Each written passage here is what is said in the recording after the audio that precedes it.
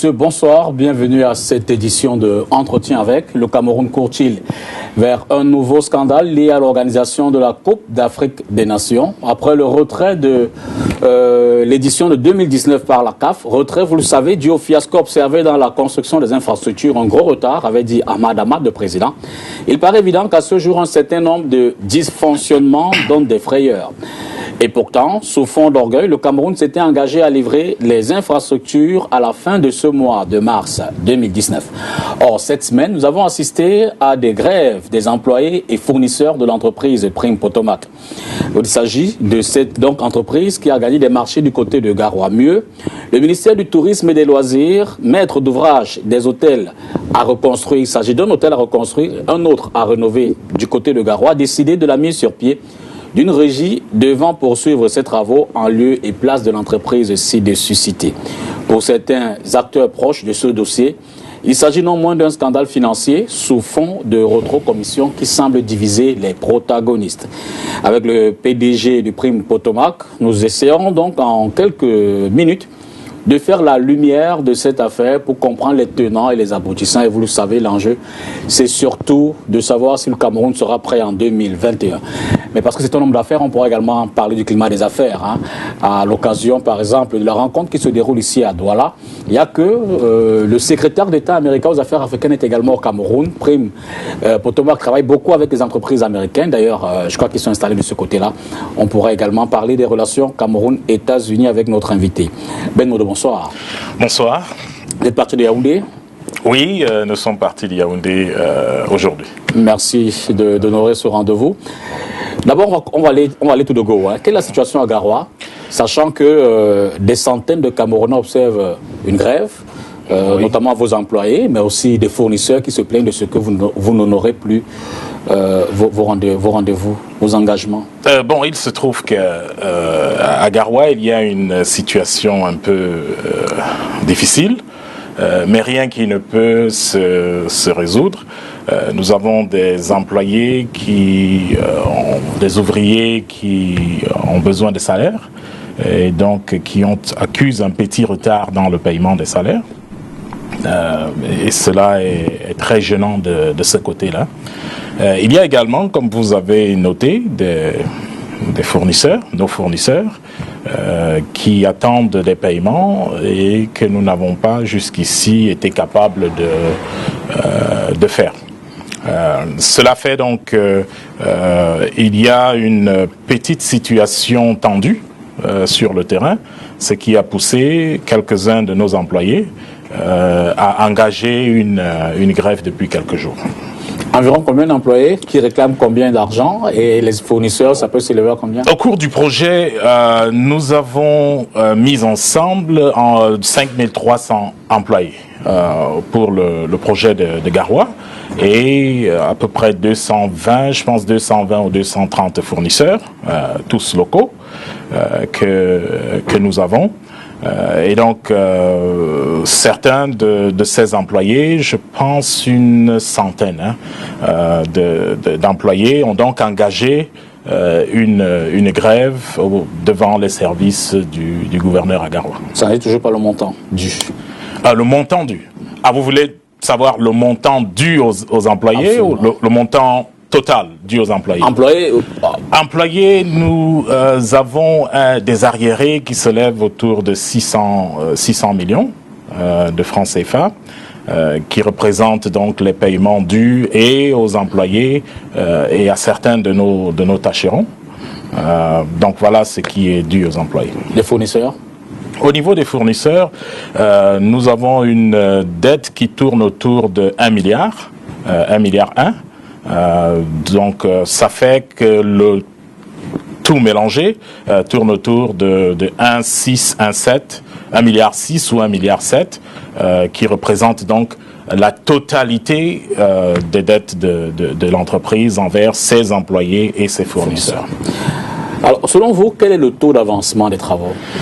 Le taux d'avancement des travaux au niveau des stades est de 81%. Au niveau des hôtels, c'est à 2 vitesses. Au niveau de l'hôtel Benoué, Le gros œuvre est dans les 96-97%. Je rappelle que l'hôtel Benoît, c'est la rénovation. C'est la rénovation. Donc, pour ce projet de rénovation, nous avons le gros œuvre de l'hôtel Benoît parce qu'il a fallu construire 2 extensions. Nous sommes à 96% des réalisations au niveau du gros œuvre et après il faudra équiper et terminer ce qu'il y a à faire. Au niveau de l'hôtel des sports, le grand hôtel, le gros œuvre est en termes de réalisation autour de 63%. Il faudra évidemment également à ce niveau-là terminer ce gros œuvre et équiper ce qu'il y a à équiper. Je voudrais noter quelque chose quand même en ce qui concerne les taux d'avancement. Il faut dire aux Camerounais que notre contrat est un contrat étude, conception, réalisation, équipement. C'est-à-dire, nous remettons ces infrastructures à l'État du Cameroun, clé en main. Et donc, lorsqu'on parle du taux d'avancement, ce taux d'avancement, en termes absolus,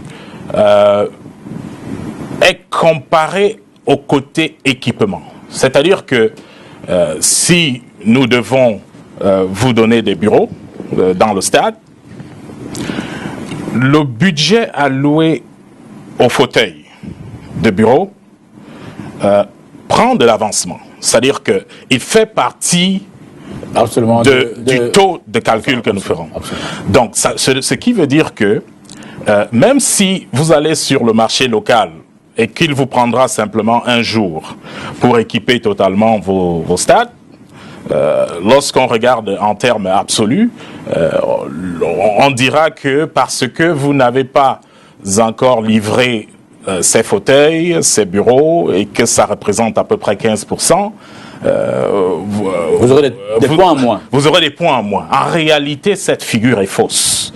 Elle est fausse parce que ça ne prend pas 2 ou 3 jours pour livrer ces équipements.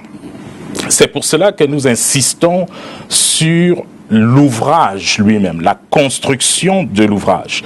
Et je vous ai noté tout à l'heure qu'au niveau de la Benoît, nous étions à 96%. Le reste, il faudra y mettre des lits, il faudra mettre du tapis, et il faudra installer des cuisines et tout ça. Donc ce taux d'avancement, il n'est pas inclus dans le gros œuvre. Parce qu'il c'est rapidement quelque chose que nous pouvons faire. Et c'est la même chose au niveau de l'hôtel des sports.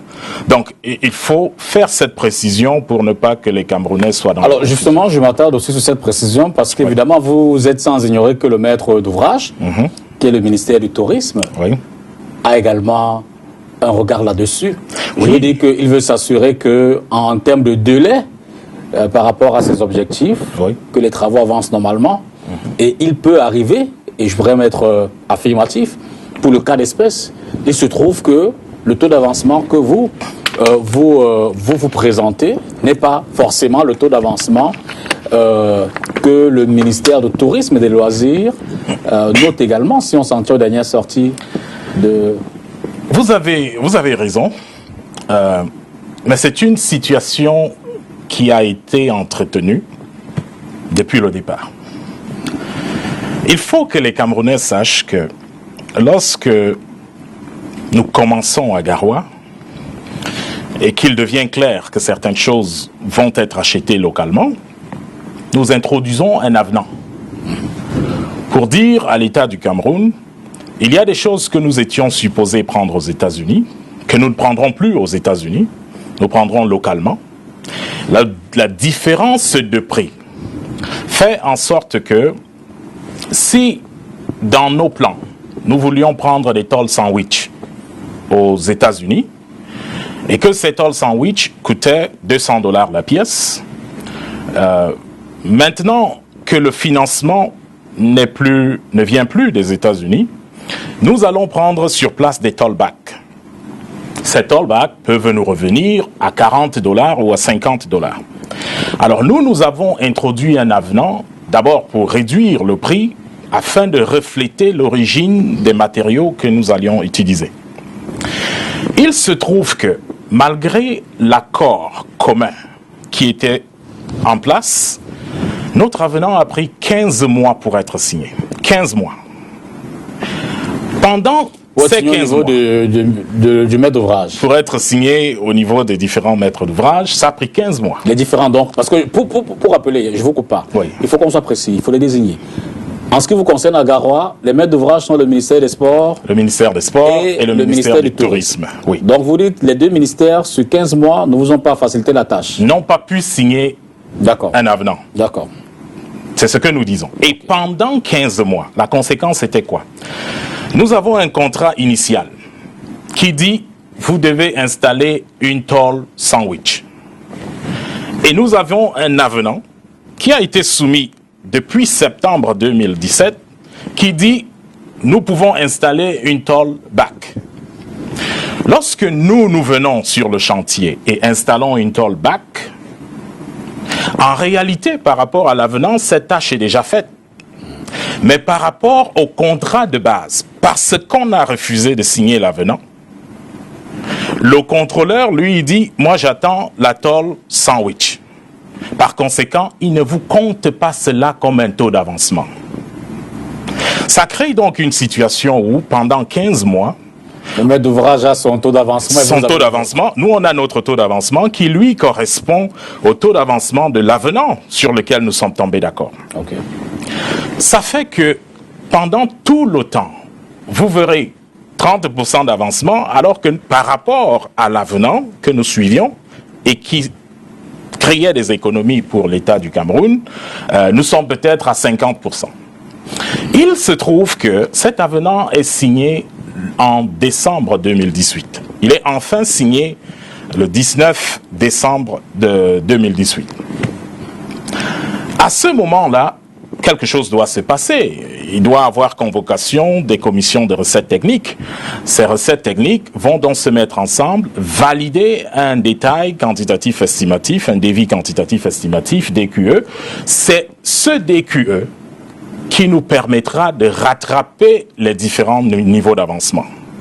Jusqu'au moment où nous parlons, ces documents n'ont pas encore été, ces commissions n'ont pas encore validé les DQE qui nous permettraient de rattraper ces taux d'avancement. C'est pour ça que nous n'avons pas compris que des décisions soient prises. On y arrive. Oui. C'est pour ça que le détail est important à ce niveau. Allez-y, s'il vous plaît. Alors, les commissions dont vous parlez, les commissions d'évaluation, elles sont mixtes, je veux dire, elles sont constituées de vos experts et des experts des maîtres d'ouvrage, Oui. éventuellement des représentants à la présidence de la République, de toutes les parties concernées. Bon, c'est une commission interministérielle dans laquelle nous sommes représentés.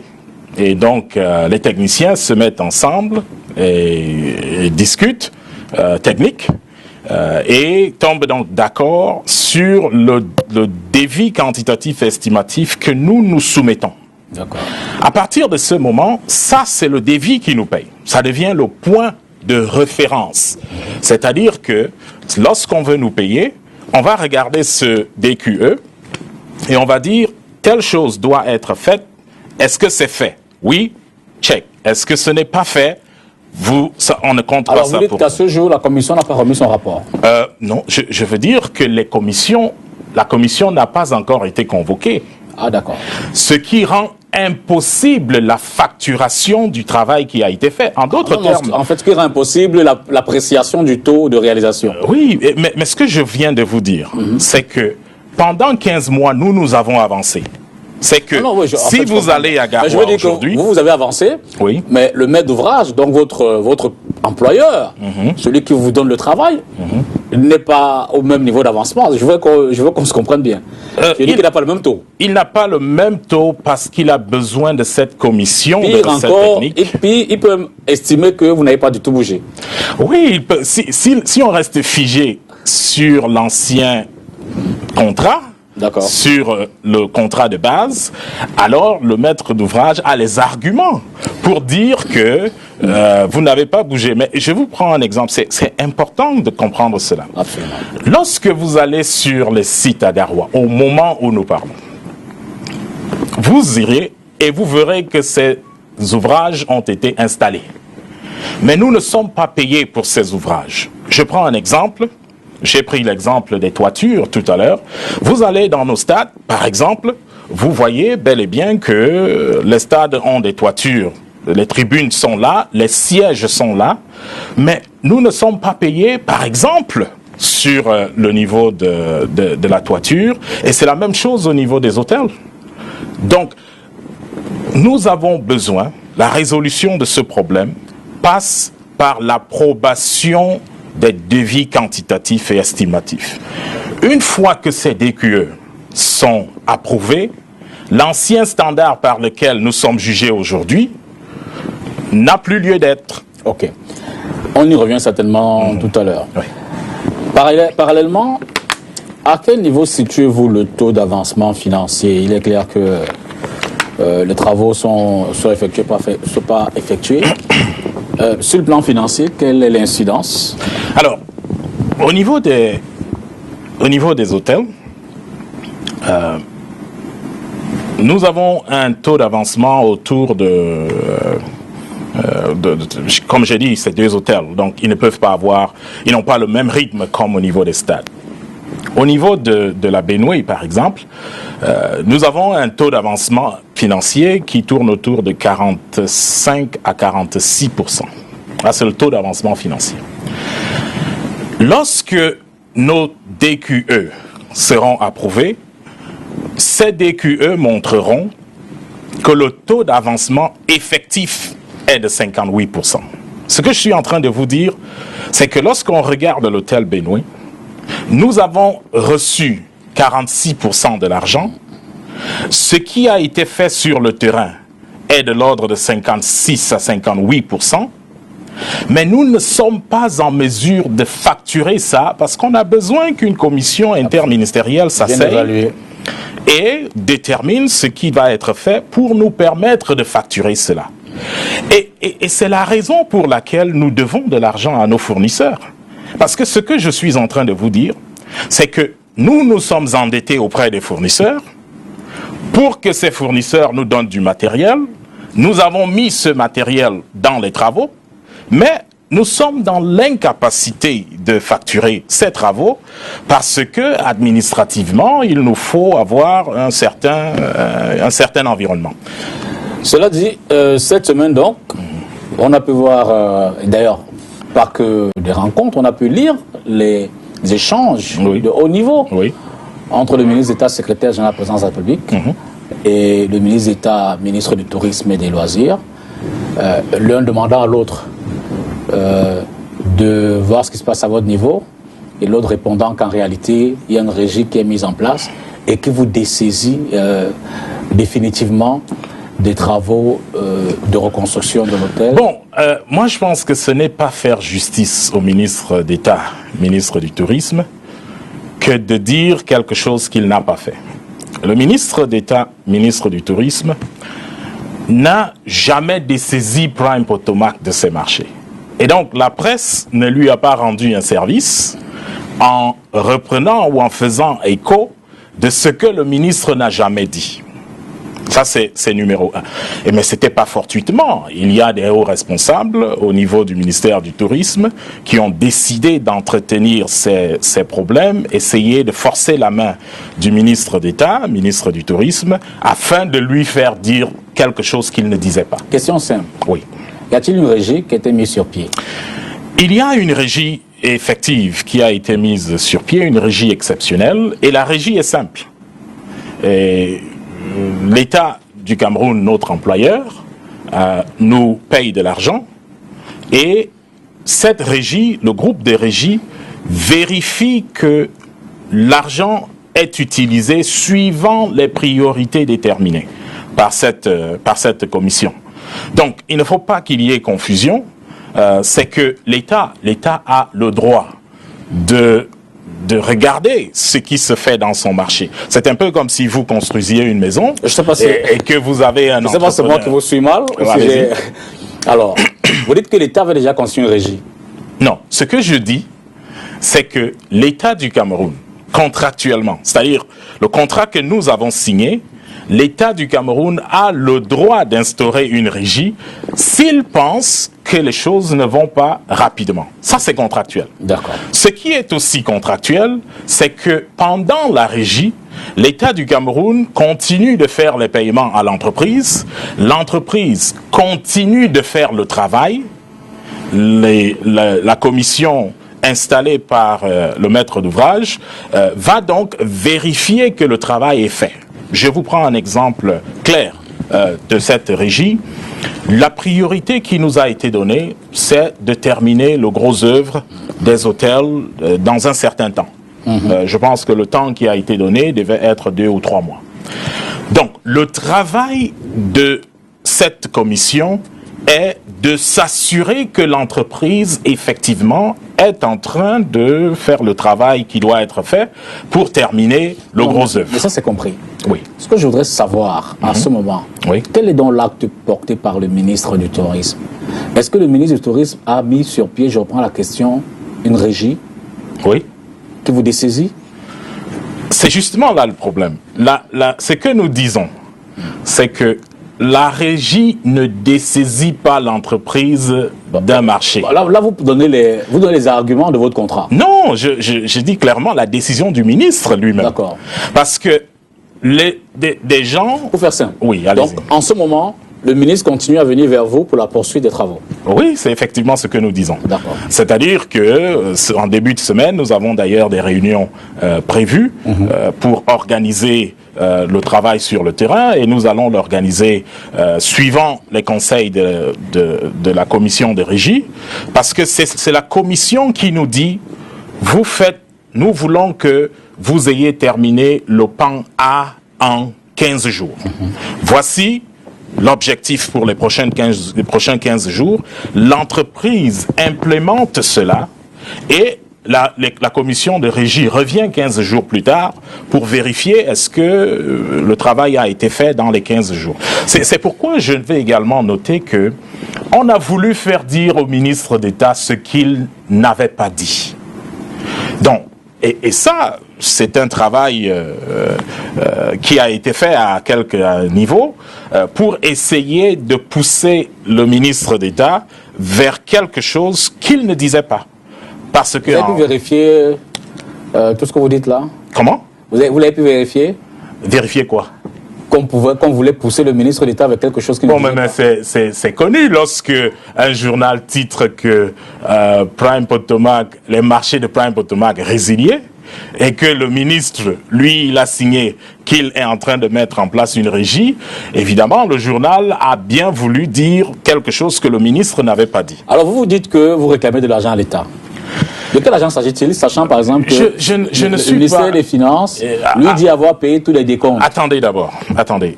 Je voudrais clarifier cette notion de réclamation, parce que lorsqu'on dit on réclame de l'argent à l'État, c'est un peu comme s'il y avait, je sais pas, une arme sur la tempe pour dire telle chose. Non, c'est pas ce qui se passe. L'État du Cameroun est notre employeur. D'accord. Et nous remercions d'ailleurs l'État du Cameroun pour la confiance. La confiance que l'État continue à nous faire. Nous travaillons pour l'État du Cameroun. Nous ne pouvons pas, comme certains ont dit, engager une guerre avec l'État du Cameroun. Cela ne se peut pas, comme on disait. Alors, l'État du Cameroun nous donne ses priorités. L'État du Cameroun nous dit, j'ai 20 jours, je veux que dans les 20 jours, vous fassiez telle chose. La priorité de l'État du Cameroun devient notre priorité, et l'argent qui est mis à notre disposition va vers cette priorité. Avant que cette régie ne soit installée, nous déterminions les priorités. Voilà ce qui a changé. Donc il n'y a pas de bataille, il n'y a pas de problème. Disons pas réclamer, disons que vous êtes en attente de fonds. Nous sommes en attente de fonds. Je vous ai noté tout à l'heure, et ça me donne d'ailleurs l'occasion de dire, de revenir sur quelque chose qui s'est dit où Prime Potomac aurait touché tout l'argent. C'est pas comme ça que les marchés publics fonctionnent au Cameroun. Lorsque vous gagnez un marché de 24 ou 26 milliards, l'État ne vous donne pas 26 milliards pour aller faire ce que vous voulez. Les paiements se font à l'avancement des travaux. Ça veut dire que si vous avez travaillé 50%, vous êtes en droit de facturer 50% et de recevoir 50% de l'État du Cameroun. À partir du moment où vous n'avez pas la possibilité de facturer les 50% et qu'on ne vous permet que de facturer 30%, évidemment, vous avez un gap qu'il faut bien résoudre. Ce qui est la situation de Prime Potomac, où Prime Potomac a fait un travail à un certain pourcentage, mais pour des raisons de procédure, il n'est pas possible pour l'entreprise en ce moment de facturer son travail. Et donc, ce que nous disons, ce qu'on essaye de résoudre depuis, c'est il faut appeler les commissions de recettes techniques. Il faut que ces commissions de recettes techniques, qui sont interministérielles, se mettent ensemble, valident les DQE de l'entreprise pour permettre à l'entreprise de facturer. Donc, mais vous êtes en attente des fonds? Oui, nous sommes en attente de fonds. De quoi s'agit-il? Qu'est-ce que ça représente? Parce que on a pu également observer cette semaine les sorties du ministre des Finances qui dit qu'à son niveau, tous les décomptes ont été payés. Bon, je ne sais pas ce que le ministre voulait dire par tous les décomptes sont payés. Certains ont compris ça comme, bon voilà, on a payé à Prime Potomac les 26 milliards qui étaient dus. Alors, Prime Potomac n'attend plus rien de l'État du Cameroun, ce qui est totalement faux. La réalité, comme je venais de noter, c'est qu'il y a du travail qui doit être facturé. Ce que moi j'explique, c'est que pour que cette facturation évolue, nous avons besoin que les commissions de recettes techniques s'asseyent, valident, alors nous envoyons nos factures.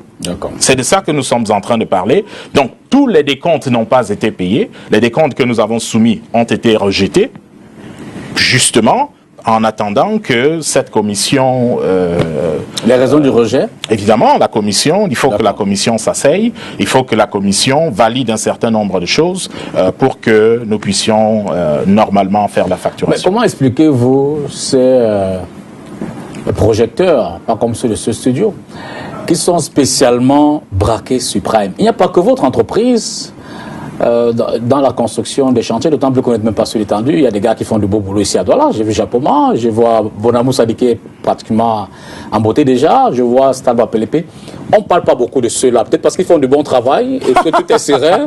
Pourquoi Ben Modo? Écoutez, lorsque la CAF arrive au Cameroun, les 2 premières visites de la CAF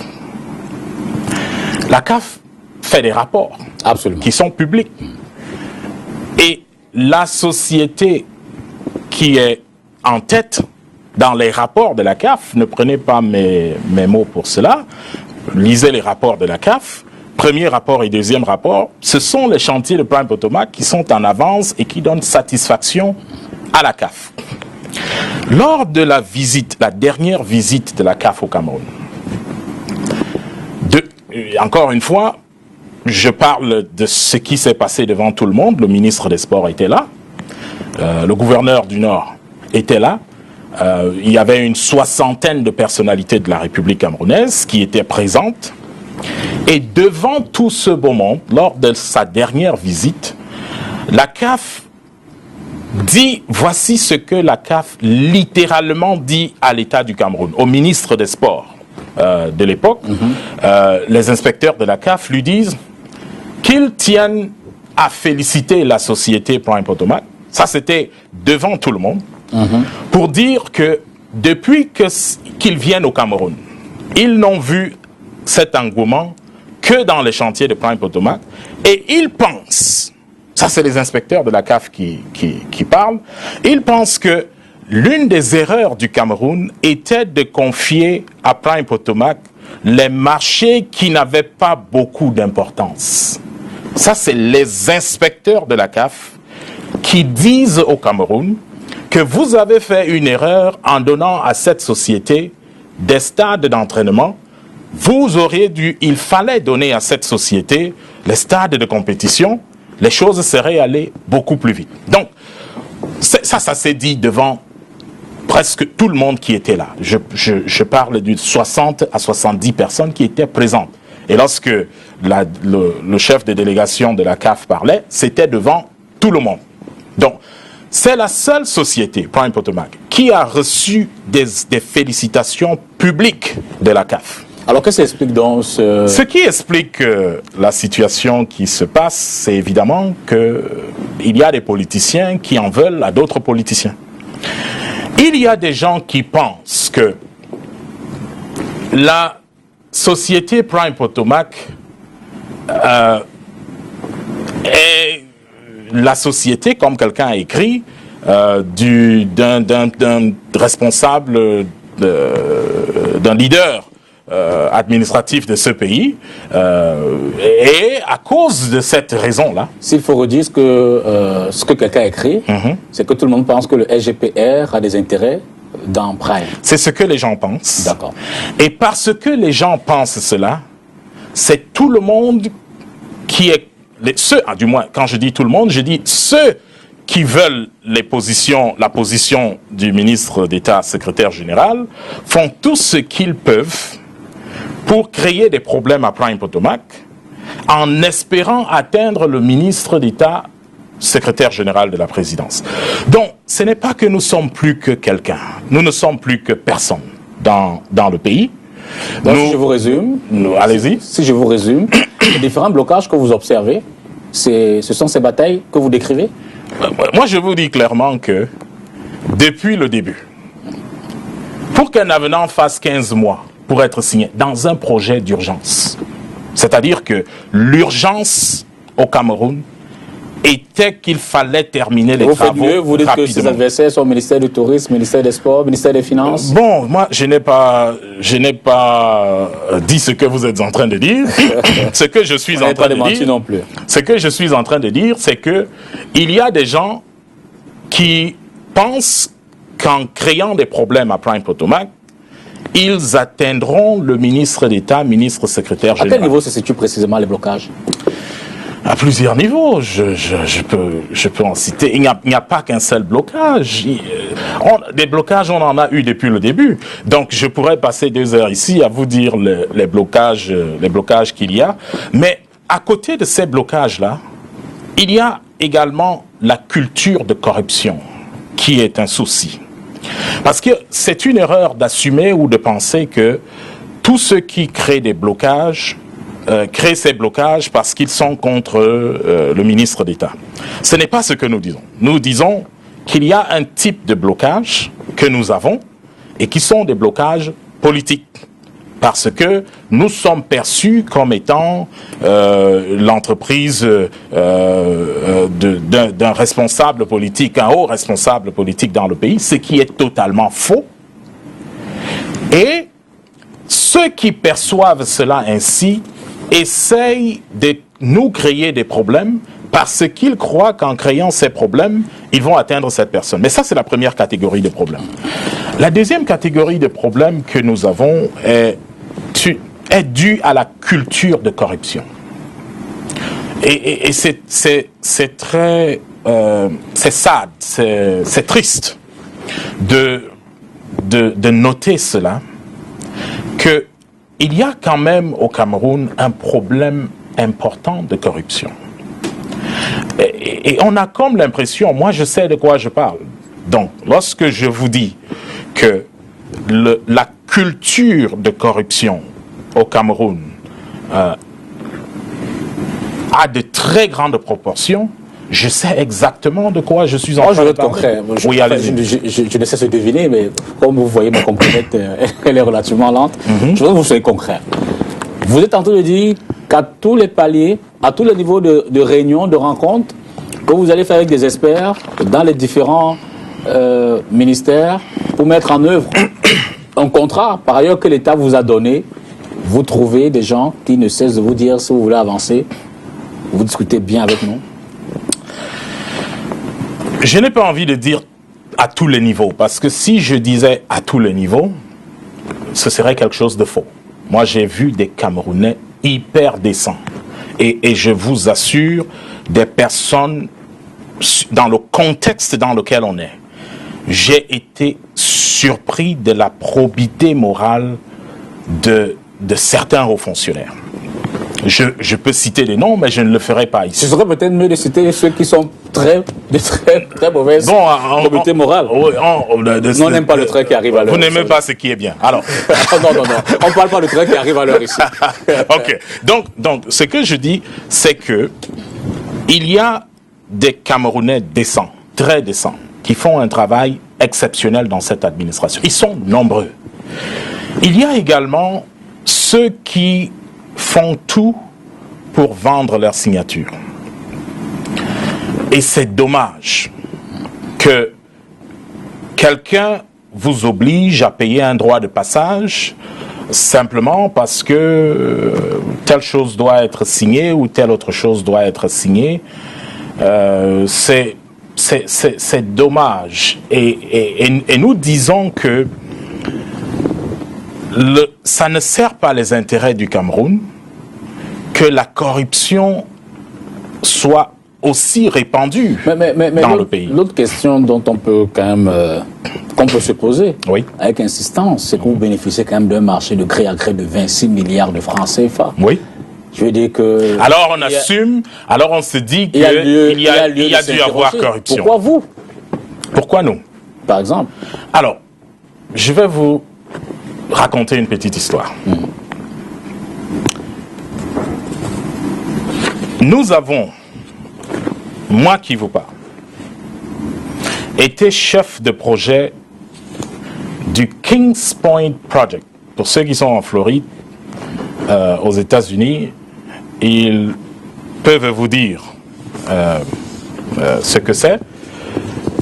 En 2005, il y avait eu le Hurricane Katrina qui avait dévasté la partie sud du pays. Le cyclone. Et le projet que moi j'ai dirigé, je peux vous donner une petite idée, parce qu'il y en a qui disent des choses qu'ils ne comprennent pas. Le chef du projet du Kings Point Project, 20 000 stakeholders, c'est-à-dire 20 000 familles déplacées par le projet que je dirigeais, parce qu'il y avait les assurances impliquées, il fallait terminer le travail de rénovation à l'heure pour que ces familles reviennent dans leur maison. Les assurances avaient donné un temps fixe et la personne qui était le chef de projet de ce projet, c'était moi. Je vous ai dit que ça, c'était en 2005-2006. Il y a 12, 13 ou 14 ans. Et le budget de ce projet était de 129 milliards de francs CFA. 129 milliards de francs CFA. L'implication que certaines personnes font, que un projet de 26 milliards, quelque part dans une petite ville d'Afrique centrale,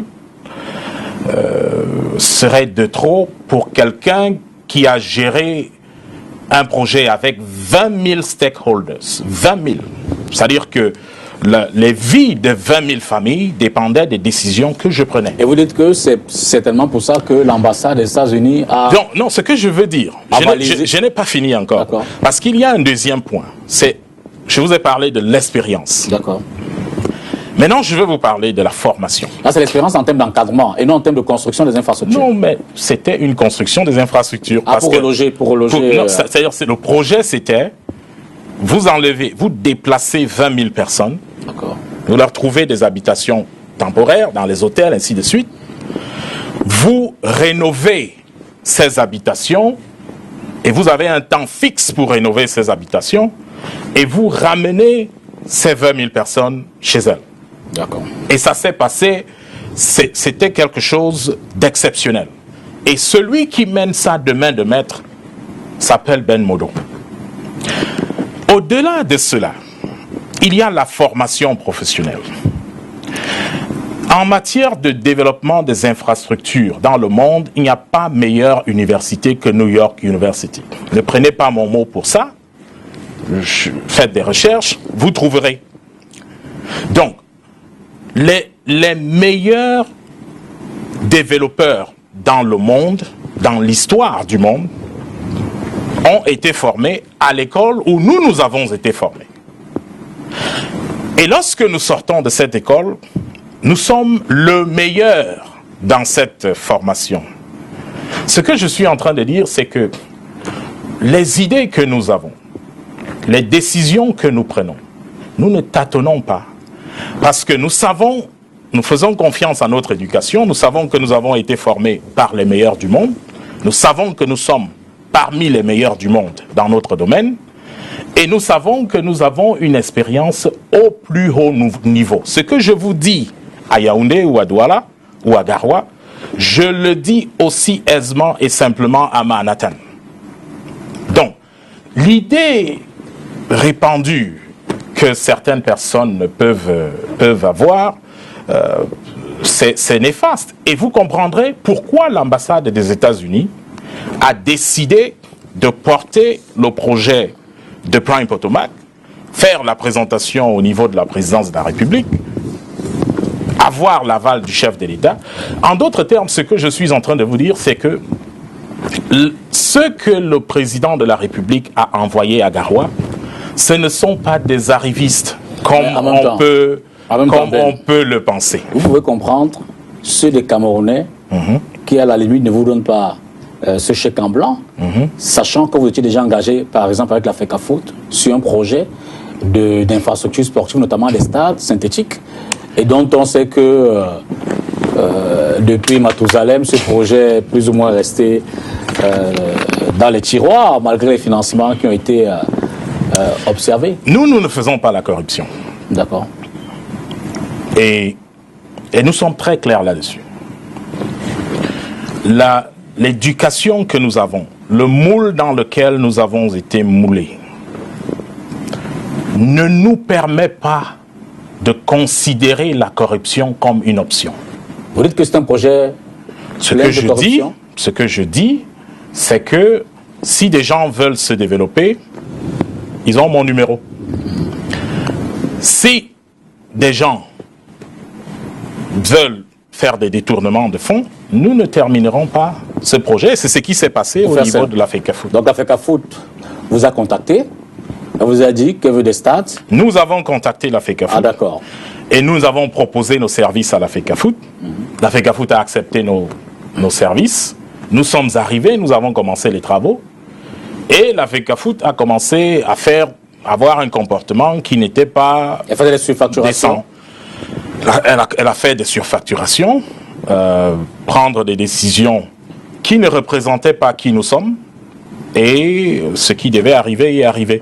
Je vous prends un exemple. Lorsque nous venons à la FECAFOOT, nous venons pour construire des stades ajustables pour 3 milliards de francs CFA. Nous nous retrouvons dans une situation où la FECAFOOT veut ou est en train de travailler pour que ces stades coûtent 7 milliards 200. Nous ne pouvons pas être qui nous sommes et participer à des forfaits comme ceux-là. Donc, nous n'avons pas de pression. Et ça, il faut que les Camerounais le comprennent. Ce que nous faisons, M. Dipita, c'est... Nous le faisons souverainement, librement. Si nous engageons dans un projet et que ce projet a des embûches de corruption, vous retirez. Et que cette corruption est telle que nous ne pouvons plus continuer, je vous le dis, nous laissons tomber, nous nous retirons. Est tel que vous ne pouvez pas continuer. Quel est le niveau de corruption que vous pouvez continuer?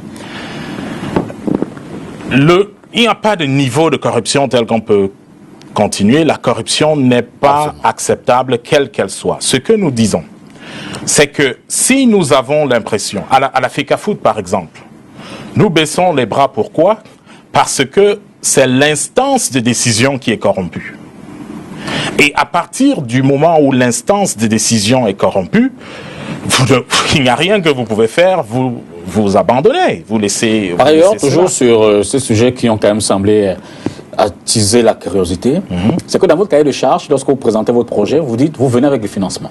Oui. Qu'en est-il? Bon, nous avons dit ici que nos financements avaient été sabotés, purement et simplement.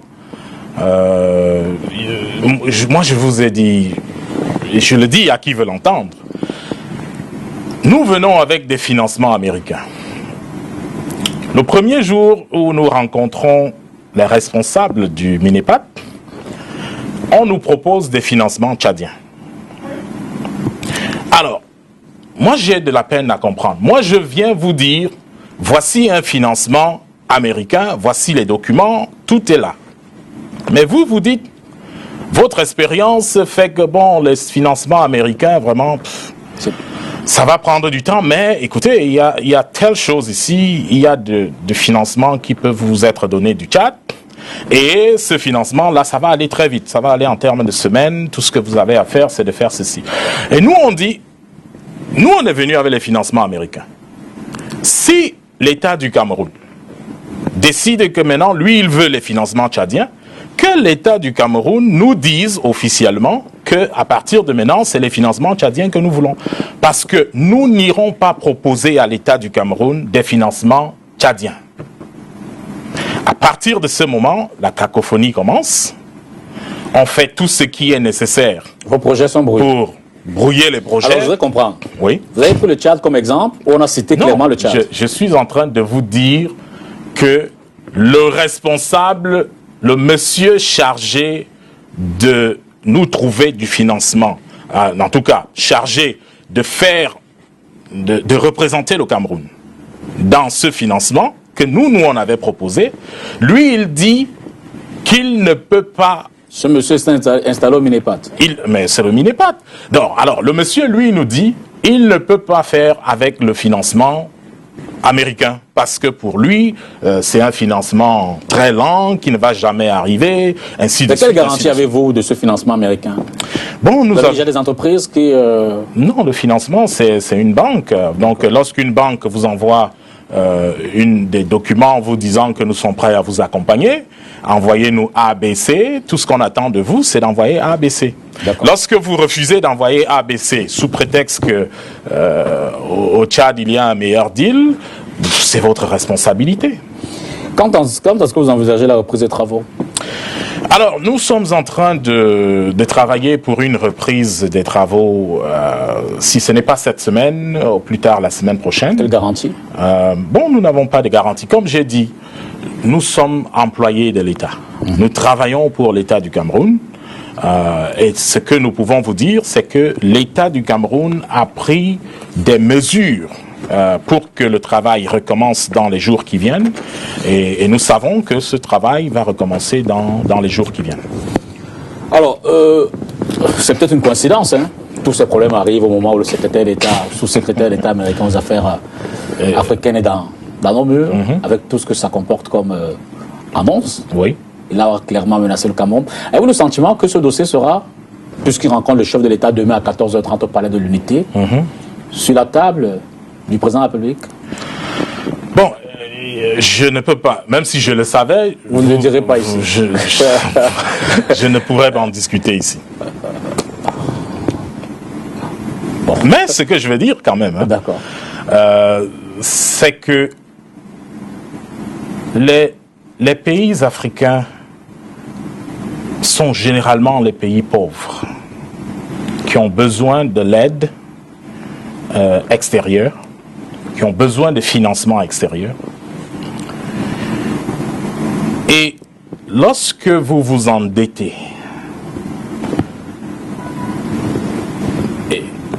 pour faire quelque chose, il faut que cette chose-là soit faite.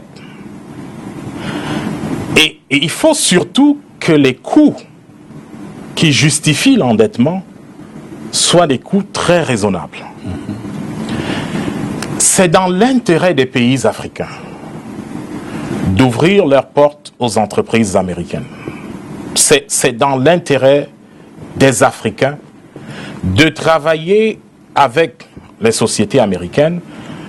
Et l'une des raisons, au-delà du fait qu'elles ont le savoir-faire de la terre, qu'elles ont la volonté de faire un management participatif, comme ce que nous avons fait à Garoua, parce qu'à Garoua, rien ne nous obligeait de faire participer 5300 Camerounais et 220 entreprises. On aurait pu faire comme toutes les autres entreprises qui viennent, prennent 2 ou 3 sous-traitants et peut-être 80 ou 100 ou 200 employés.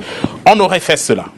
Nous avons, en termes d'équipement à Garoua, plus d'équipements que n'importe quelle société de construction au Cameroun. Il n'y a aucune société de construction au Cameroun qui a les installations que nous avons à Garoua. Vous voulez que vous reprendrez les travaux peut-être en fin de semaine. Oui. Vous allez payer les aérés, vous allez payer... Avant d'arriver là, je voudrais revenir sur pourquoi c'est important de travailler avec les sociétés américaines. Parce que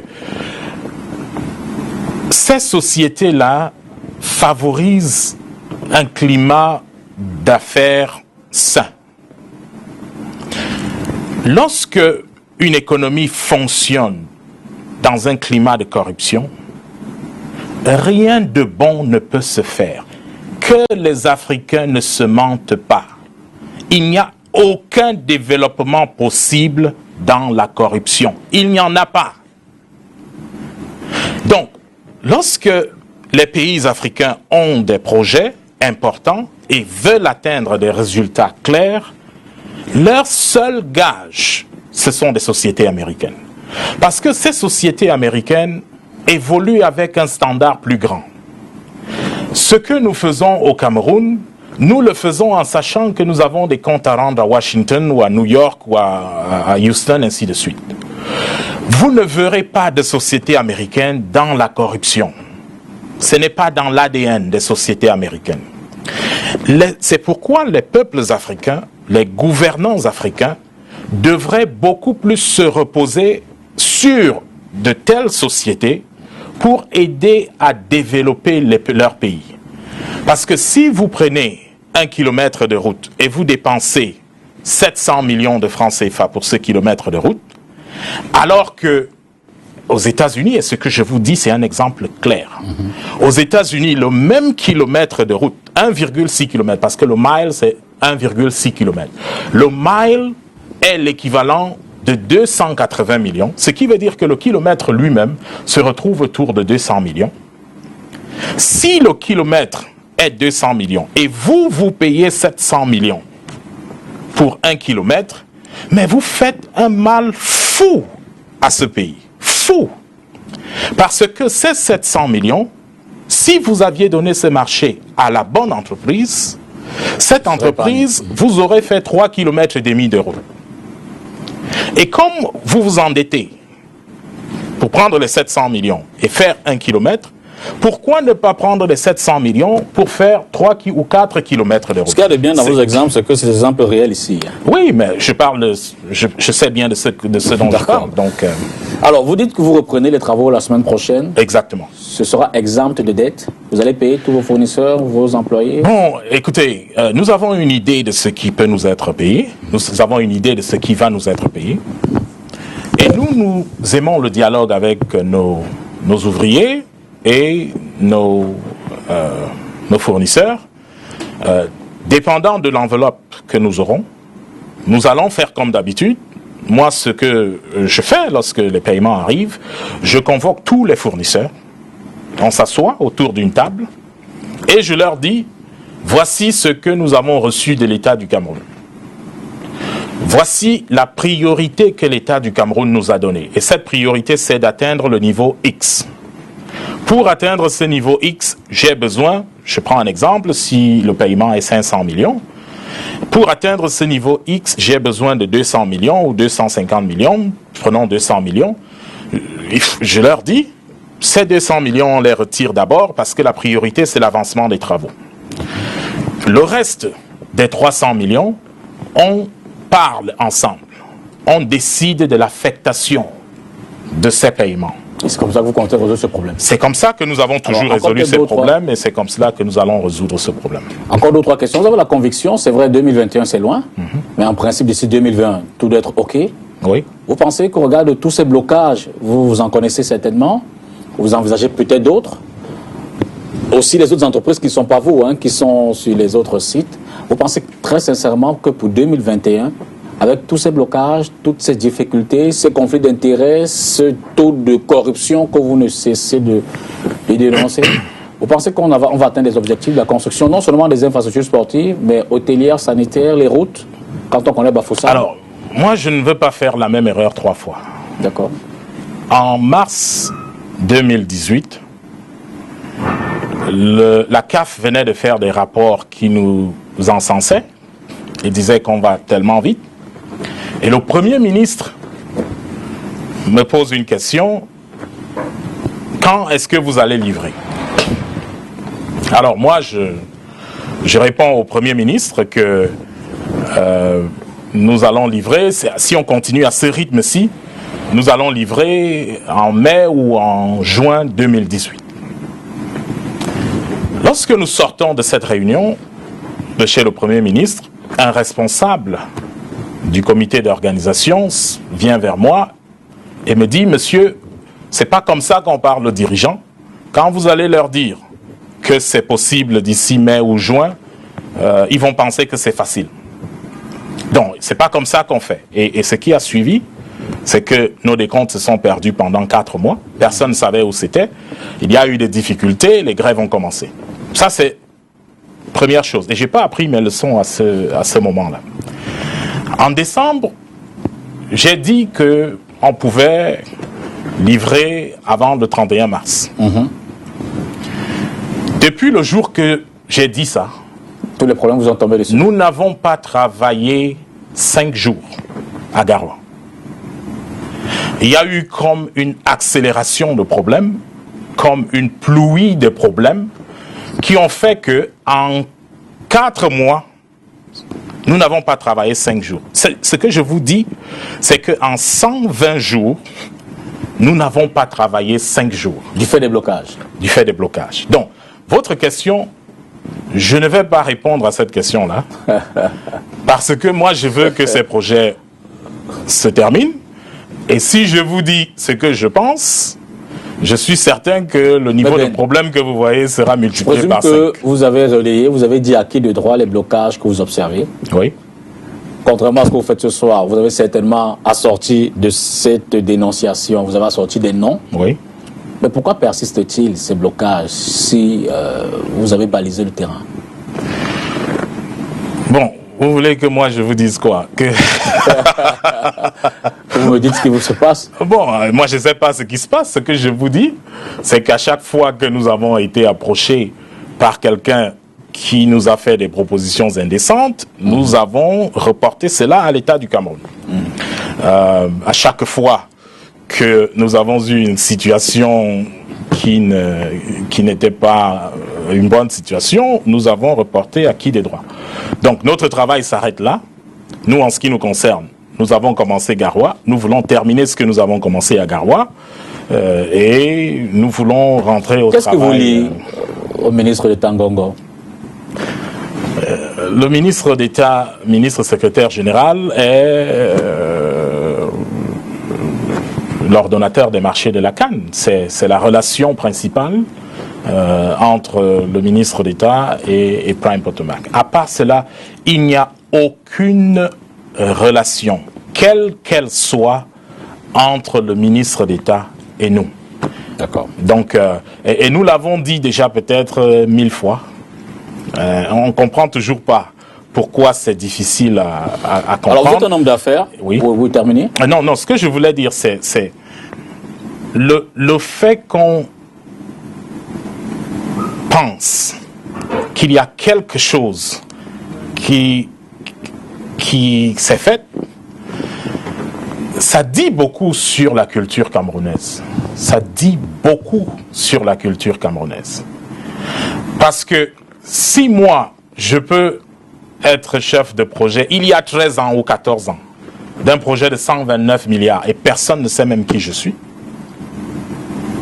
et ça se passe normalement, personne aux États-Unis ne pense qu'il y a une situation de flou, et que après cette expérience, après la formation d'élite que nous avons dans le domaine, que l'État du Cameroun décide de nous confier un marché 5 fois plus petit et que des gens assument, les gens pensent qu'il y a quelque chose qui se soit passé, ça dit beaucoup sur la culture camerounaise. Alors, le Premier ministre va présider d'ici demain ici à Douala, oui, le Cameroun Business Forum, ce croisement d'idées, qui recherche des solutions entre le secteur public et le secteur privé dans le milieu des affaires. Vous êtes un homme d'affaires. Oui.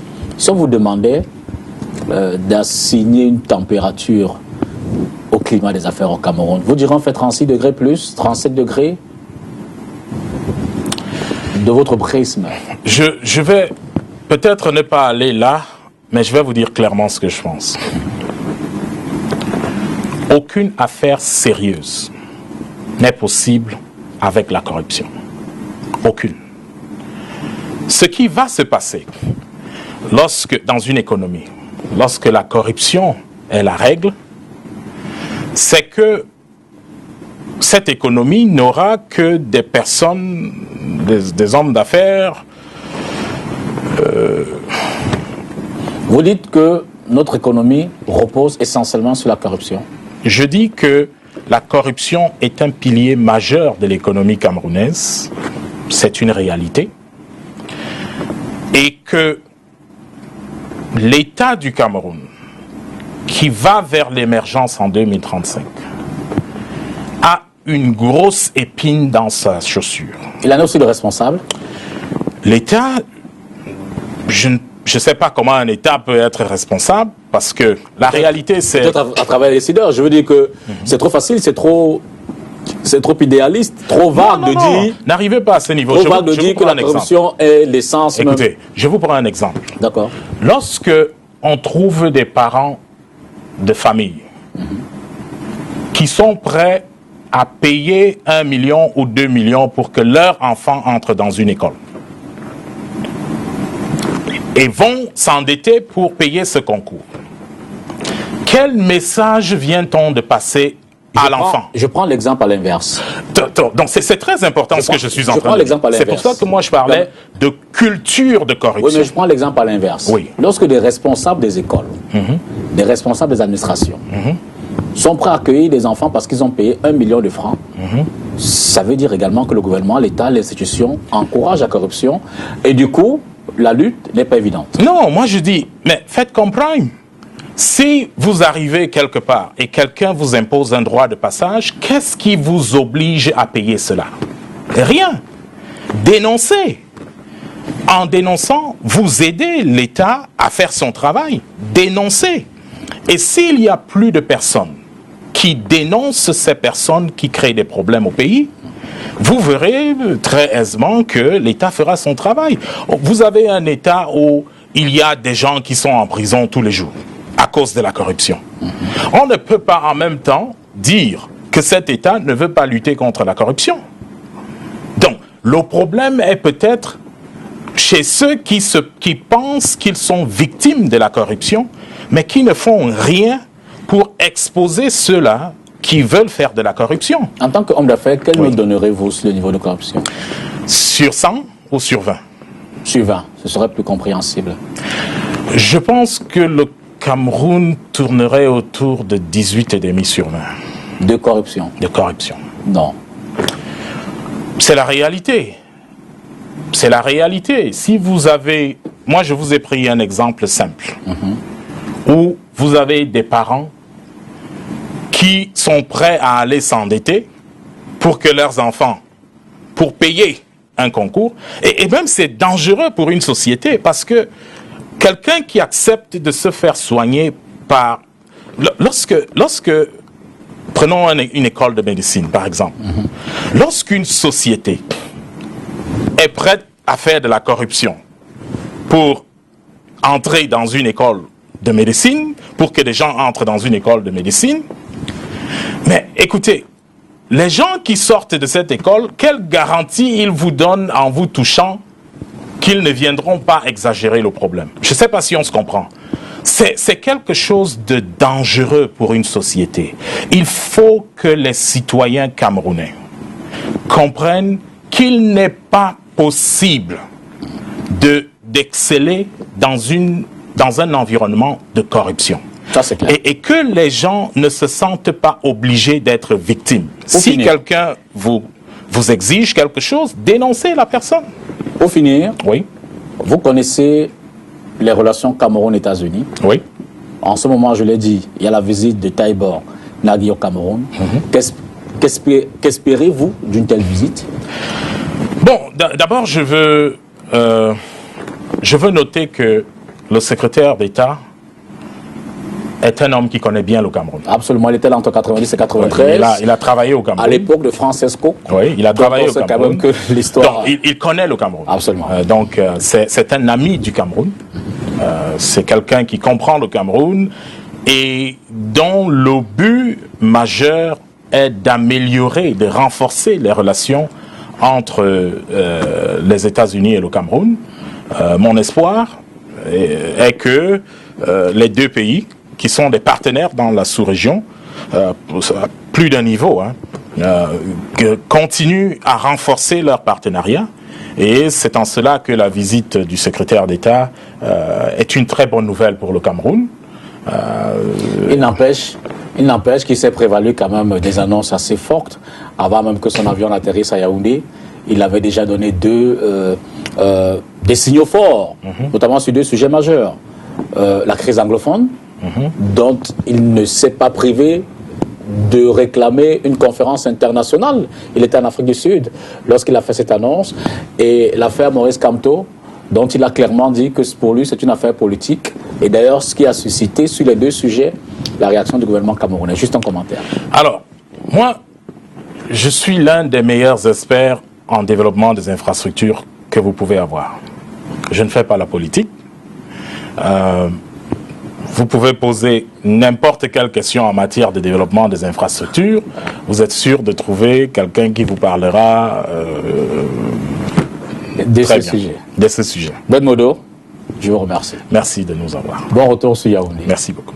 Merci à vous, mesdames et messieurs, d'avoir également suivi cette édition d'Entretien avec. Nous étions avec Ben Modo, dont on sait évidemment que l'actualité en termes d'avancer sur les travaux de l'Arcane ne sont pas de lui, ne donnent pas beaucoup de répit ces dernières semaines. On vous souhaite beaucoup de courage et vivement que c'est stade. Hein. Vous pensez pouvoir les livrer avant 2021? Bon, comme j'ai dit, vous n'allez pas aller dans une boule de cristal. Je ne vais pas faire la même erreur 3 fois. D'accord, vous n'avez pas donné. Merci, bonne soirée, bonne fin de week-end et à jeudi pour une autre édition d'Entretien avec.